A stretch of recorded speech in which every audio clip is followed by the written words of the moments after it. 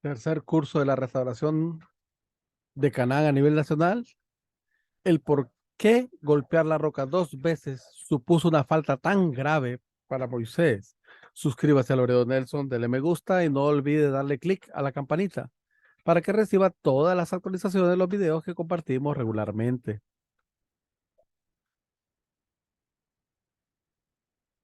Ahora debemos comprender por qué Moisés tenía que haber golpeado la roca una sola vez y cómo golpearla dos veces supuso una falta tan grave.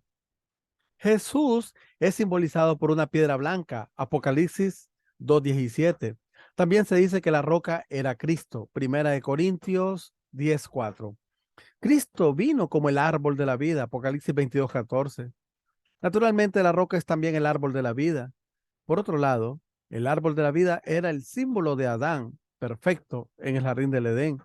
Ya que el árbol de la vida está simbolizado por la roca es también el símbolo de Adán perfecto. En el jardín del Edén, Satanás golpeó a Adán, quien más tarde tenía que llegar a ser la roca. Por esto, Adán no pudo alcanzar el árbol de la vida. Génesis 3, del 23 al 24. Y lo echó Yahvé Dios del jardín del Edén para que labrase el suelo de donde había sido tomado. Tras expulsar al hombre, puso delante del jardín de Edén querubines y la llama de espada vibrante para guardar el camino del árbol de la vida. Por lo tanto, Adán también fracasó en llegar a ser la roca que hubiera dado el agua de vida de Dios, que beberían por siempre sus descendientes. Entonces, la roca, antes de que Moisés la golpease, de la que aún no había brotado agua, simbolizaba al Adán caído. Satanás, al haber golpeado una vez a Adán y al haber causado su caída, hizo que Adán fuera la roca incapaz de dar agua. Por ello, Dios planeó establecer la condición para restaurar por indemnización al Adán como la roca capaz de dar agua, golpeando una vez la roca que representaba al Adán incapaz de dar agua y haciendo salir agua de ella.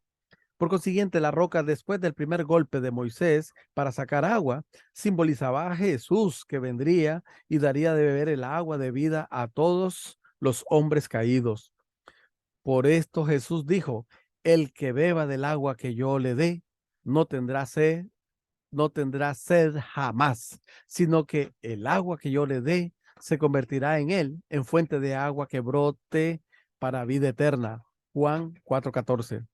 Dios permitió a Moisés golpear la roca solo una vez, como condición para restaurar por indemnización al primer Adán de la caída, en el segundo Adán de la perfección, Jesús. Pero el acto de Moisés de golpear la roca por segunda vez llegó a ser el acto que representaba la posibilidad de golpear a Jesús, que vendría como la roca restaurada y daría de beber del agua de vida a toda la humanidad. La falta de fe de los israelitas y la acción de Moisés golpeando airado dos veces la roca estableció una condición que permitía a Satanás atacar directamente a Jesús, la roca en sustancia, siempre y cuando los israelitas cayesen en la infidelidad en el tiempo de la venida de Jesús. Por esto, el acto de Moisés fue una falta. El acto de Moisés de romper las tablas de piedra podía ser restaurado, pero su falta de golpear dos veces la roca no podía ser restaurada. Debemos estudiar la razón. Desde el punto de vista de la providencia de la restauración, las tablas de piedra y la roca están en la relación de externa e interna. Las tablas de piedra con los 10 mandamientos escritos en ellas eran el centro de la ley de Moisés y por ello el centro del Antiguo Testamento.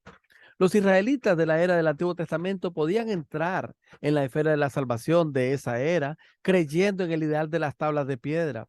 En este sentido, las tablas de piedra eran la representación externa de Jesús, que vendría más tarde. Primera de Corintios 10:4.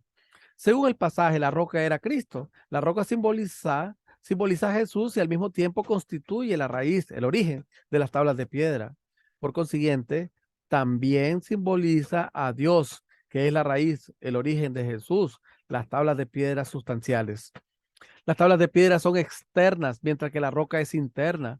Si comparamos las tablas de piedra con nuestro cuerpo, la roca corresponde a nuestra mente. Si comparamos las tablas de piedra con el santo, la roca puede ser comparada con el santísimo. Además, Si comparamos las tablas de piedra con la tierra, la roca corresponde al cielo. Por lo tanto, la roca es la representación interna de Jesús y lleva consigo un valor mayor que el de las tablas de piedra. Ya que las tablas de piedra son la representación externa de Jesús, también simbolizaban a Aarón, que fue establecido como la representación externa de Jesús ante Moisés, símbolo de Dios. Éxodo 4:16, 7:1. Por otro lado, los israelitas hicieron que Aarón construya un becerro de oro, Éxodo 32:4. De este modo, Aarón fue un fracaso juntamente con las tablas de piedra. Sin embargo, Aarón pudo revivir por el arrepentimiento, apoyándose en el fundamento de haber bebido el agua de vida de la roca en Refidín. Por consiguiente, las tablas de piedra que simbolizan a Aarón podían ser también restauradas, estableciendo de nuevo la condición de indemnización sobre el fundamento interno del agua de vida de la roca. Sin embargo, la roca que representa la raíz de las tablas de piedra simboliza a Cristo y a Dios, que es su origen. Por esto, el acto de golpearla nunca podía repararse.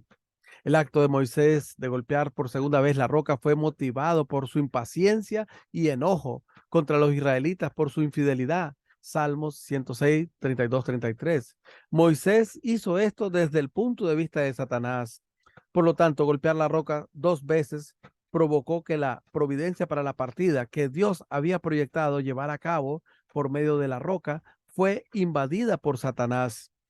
El acto externo de Moisés de haber golpeado la roca 2 veces fue un acto de Satanás, pero en la realidad interna, a los israelitas se les dio de beber del manantial de agua que brotó de la roca.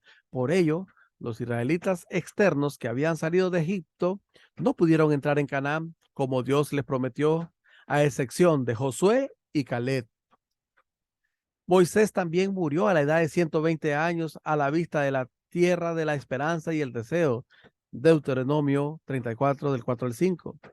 En lugar de Moisés, Números 27, 18 al 20, Josué entró en Canaán, conduciendo a los israelitas internos que habían nacido en el curso del desierto, en donde habían bebido del agua de la roca y exaltado el tabernáculo. Números 32, del 11 al 12.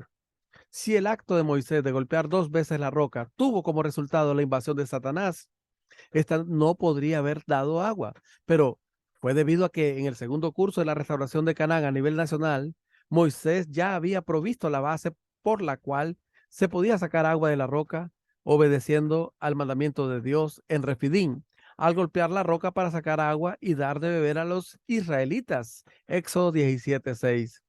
Las tablas de piedra, el tabernáculo y el arca que fueron establecidos sobre este fundamento fueron transmitidos al tercer curso de la restauración de Canaán a nivel nacional a causa de la fe de un solo hombre, Moisés, que había guardado firmemente el mandamiento de Dios sobre el fundamento de fe para el tabernáculo, que había establecido por medio del ayuno y oración durante 40 días, aun cuando todos los israelitas cayeron en la infidelidad. Más tarde, el mismo Moisés cayó en la infidelidad en su cólera contra el pueblo, pero su corazón hacia el cielo permaneció incambiable. Además, Josué guardó y exaltó las tablas de piedra, el tabernáculo y el arca, con fe inmutable sobre el fundamento para el tabernáculo, que había establecido por medio de sus 40 días de exploración de Canaán. Por ello, el fundamento del manantial de la roca establecido en Refidim también permaneció intacto, centrado en Josué. De esta forma, aunque el acto externo de infidelidad de Moisés tuvo como resultado la invasión externa de la segunda roca por Satanás, el agua brotó de la roca internamente para que bebiese el pueblo, debido a la base interna del corazón incambiable de Moisés y la fe y lealtad de Josué. En Mateo 4, del 1 al 4, nos dice que Jesús fue llevado por el Espíritu al desierto para ser tentado por el diablo. Y después de hacer un ayuno de 40 días y 40 noches, al fin sintió hambre. Y acercándose el tentador le dijo, si eres el Hijo de Dios, di que estas piedras se conviertan en panes. Mas él le respondió, está escrito, no solo de pan vive el hombre, sino de toda palabra que sale de la boca de Dios. El acto de golpear 2 veces la roca tuvo como resultado que Moisés tomara la posición de Satanás. Por ello, Satanás tomó posesión de la piedra. Por esta razón, Jesús, que vino como la piedra sustancial, Fue al desierto cuando el pueblo judío cayó en la infidelidad en su curso mundial de la restauración de Canaán, para encontrar y restaurar la piedra que había sido perdida en el desierto. Por esto, primero sufrió la tentación de Satanás diciéndole que convirtiese la piedra en pan. Debido a los dos golpes que Moisés dio a la roca externamente, encolerizado por la infidelidad de los israelitas, fue invadida su carne por Satanás y murió en el desierto. Pero internamente pudo sacar agua de la roca y dar de beber al pueblo por su corazón incambiable. Esto le posibilitó entrar espiritualmente en Canaán y predecía que cuando Jesús, la roca sustancial, viniese, cabría la posibilidad de que su carne fuese invadida por Satanás y que fuese crucificado por causa de la incredulidad del pueblo, no pudiendo así realizar la restauración mundial de Canaán físicamente y que la realizaría solo espiritualmente. Después de que Moisés hubo golpeado la roca dos veces, Dios envió serpientes de fuego a los israelitas que habían caído en la infidelidad y las serpientes los mordían y los mataban. Número 21:6. Cuando los israelitas se arrepintieron, Dios hizo construir a Moisés una serpiente de bronce y ponerla en un mástil para que si una serpiente mordía a alguno, pudiese mirar a la serpiente de bronce y ser salvado. Números 21:9. La serpiente de fuego simbolizaba a Satanás, la serpiente antigua que había causado la caída de Eva. Apocalipsis 12:9. La serpiente de bronce puesta en el mástil simbolizaba a Jesús, que vendría más tarde como la serpiente celestial. Juan 3:14. Esto nos anunciaba que, así como Dios había dejado a los israelitas en manos de la serpiente satánica cuando cayeron en la infidelidad y los había llevado de nuevo a la vida cuando se arrepintieron y restauraron su fe, así también en el tiempo de Jesús sucederían cosas similares. Es decir, si el pueblo judío caía en la incredulidad, Dios tendría que dejarlo en manos de Satanás. Entonces Jesús se vería obligado a morir en la cruz como la serpiente celestial para que toda la humanidad pudiese vivir. Quien quiera que se arrepintiese de su incredulidad y creyese en la redención por medio de la cruz, se salvaría. Juan 3:16. Porque tanto amó Dios al mundo, que dio a su Hijo unigénito, para que todo el que cree en él no perezca, sino que tenga vida eterna. Por esto dijo Jesús, como Moisés levantó la serpiente en el desierto, así tiene que ser levantado el Hijo del Hombre. Juan 3:14. De hecho, esto fue una causa remota de que Jesús comenzase su curso espiritual por medio de la cruz en el tercer curso mundial de la restauración de Canaán, centrado en Jesús. Por esto Jesús dijo, como Moisés levantó la serpiente en el desierto, así tiene que ser levantado el Hijo del Hombre. Juan 3:14. De hecho, esto fue una causa remota de que Jesús comenzase su curso espiritual por medio de la cruz en el tercer curso mundial de la restauración de Canaán, centrado en Jesús. Cuando Moisés golpeó la roca dos veces, Dios predijo que no podría entrar en la tierra de Canaán. Números 20:12. Entonces Moisés oró a Dios que le dejase entrar en Canaán. Deuteronomio 3:25. Pero finalmente murió con la tierra prometida ante sus ojos. Después de su muerte fue enterrado en un valle de Moab, en la tierra donde hasta el presente ningún hombre conoce su tumba. Deuteronomio 34:6. Esto predecía que más tarde Jesús también podría morir en la cruz si el pueblo judío caía en la incredulidad. Aunque orase con ardor a Dios que el cáliz de la muerte pasara de él para poder llevar a cabo la restauración mundial de Canaán, finalmente moriría sin realizar esta voluntad y se desconocería el paradero de su cuerpo. En el próximo video estudiaremos el fundamento de sustancia centrado en Josué. Muchas gracias por su atención y como siempre decimos, este tema es muy importante. Comparta, comparta, que este tema es muy importante. Comparta.